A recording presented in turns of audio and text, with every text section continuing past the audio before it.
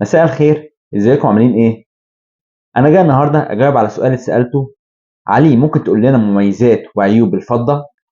اعملوا سبسكرايب ويلا بينا نشوف. اول حاجه مميزات الفضه. اول حاجه ان الفضه معدنها كويس زي الذهب، وسعرها مش عالي، يعني مش زي النحاس مثلا. لا، هي سعرها متوسط، مش رخيص ولا غالي زي الذهب، ومعدنها كويس ومناسب، مش بيعمل حساسيه ومشاكل زي النحاس والحديد والمعادن التانية. فهي التاني أنضف معدن، فدي ميزة مهمة جدا، إن هي معدنها كويس ومع ذلك سعرها مش عالي أوي، سعرها متوسط، فدي ميزة مهمة جدا. تاني ميزة، ليها أشكال أكتر من الذهب، ممكن تلاقي فيها أشكال أكتر، خلاخيل، أنسيالات، كليهات، حلقان، أشكال تانية مختلفة. مع الرجالة نفس الكلام، سلاسل هتلاقي سلاسل مختلفة أكتر. فهتلاقي حاجات التشكيلة فيها أكتر في الفضة عن الذهب، فدي ميزة تانية. الميزه الثالثه دي بتفرق مع ناس كتير قوي، ان انت ما تقلقش عليها وانت لابسها، او انت ما تقلقش عليها وانت لابسها. بالنسبه ان احنا في مصر، يعني في مصر الواحد برضو بيقلق وهو لابس ذهب مثلا، حاجات ذهب كتير وكده، خواتم وانسيالات، بنات لابسه خواتم وانسيالات كتيره، فبتقلق ان هو اي خاتم يعني يتشد منها، يتاخد منها او اي حاجه. دلوقتي جرام الذهب عامل 3000 و 21 3000 280. فلو حاجه، لو خدت 2 جرام 3 جرام، ففي خطوره جامده قوي بالنسبه ان احنا في مصر يعني عامه. فالفضه لا، عكس كده خالص، الفضه مش سعرها عالي، يعني اعلى خاتم مثلا ممكن 2 3 جرام تلاقيه برضه رخيص، مش غالي قوي خالص، يعني تلاقيه مثلا عامل 300 جنيه مثلا ولا حاجه، 250 جنيه، بسيط مش عالي قوي، فاهمين قصدي؟ فدي ميزه مهمه جدا، ان انت ما تقلقش عليها وانت لابسه مثلا اي خاتم، او انت كذلك برضه ما تقلقش عليها، فاهم قصدي؟ الميزه اللي بعدها، اللي هي الميزه الرابعه، ان انت متاح الاستثمار فيه، تقدر تستثمر فيه زي الذهب كذلك. بايه؟ سبائك برضو زي الذهب، تقدر تجيب بيها سبائك ربع كيلو، نص كيلو، كيلو، كميات كبيره تقدر تجيب بيها الكميات دي كلها، تستثمر فيها عادي خالص زي الذهب. بس الذهب بتستثمر فيه بس كميات قليله برضه، حسب يعني، ده زي ده، بس ده كميات تبقى اكبر شويه، ده بيبقى كميات اقل شويه، فبرضه متاح فيه الاستثمار. تمام.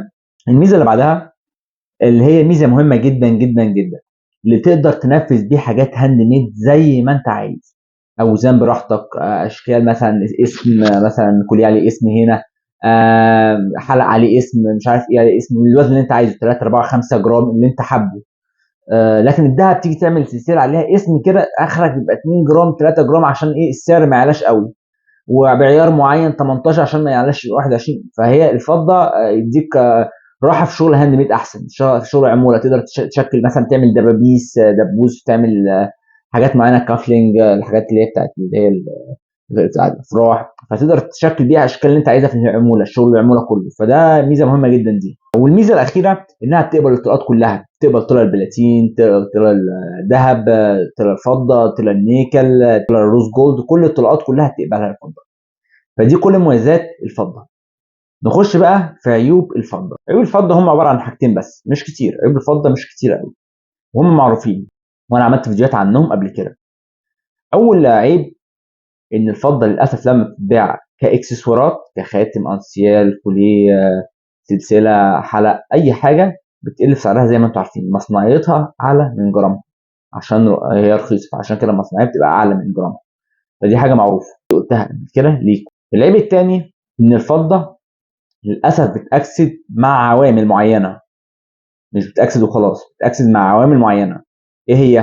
اول عامل، الاملاح الزياده، اللي قلتها قبل كده برضو، شرحتها في فيديوهات قبل كده. حد عنده املاح زياده بيعرق جامد قوي قوي، بيدمر السلسله اللي لابسها او اي حاجه، فاهم قصدي؟ اي حاجه لابسها بتاكسد بسبب الاملاح الزياده، العرق الجامد عنده. تاني حاجه الكلور. الكلور دي حاجه مهمه جدا، الكلور ده بتاثر على الذهب كمان، مش فضه بس. الكلور، لو انا عملت برضو فيديو اللي وريته لكم قبل كده في فيديوهاتي، اللي هو لما جبت كوبايه حطيت فيها ميه بكلور، حطيت فيها سلسله، اسودت. ده عامل مهم تاني، ده كان. العامل الثالث، ان احنا بنسيبه في جو رطوبه مش حلو، تراب وعفره. المفروض لما حاجه تقلعوها تحطوها في كيس شفاف زي ما قلت لكم، بيحافظ عليها، بيمنع عنها الهواء كله عشان يحافظ عليها. بس دول بس العيبين. فشوف انت ايه، حاسس المميزات اكتر ولا العيوب اكتر، وبتحب تشتري فضه ولا لا. يا رب اكون افدتكم، وقلت لكم مميزات وعيوب الفضه. لو حد عنده اي سؤال يكتبه في كومنت وانا هجاوب عليه على طول. ولو عجبك الفيديو ما تنساش تعمل لايك وسبسكرايب. شكرا.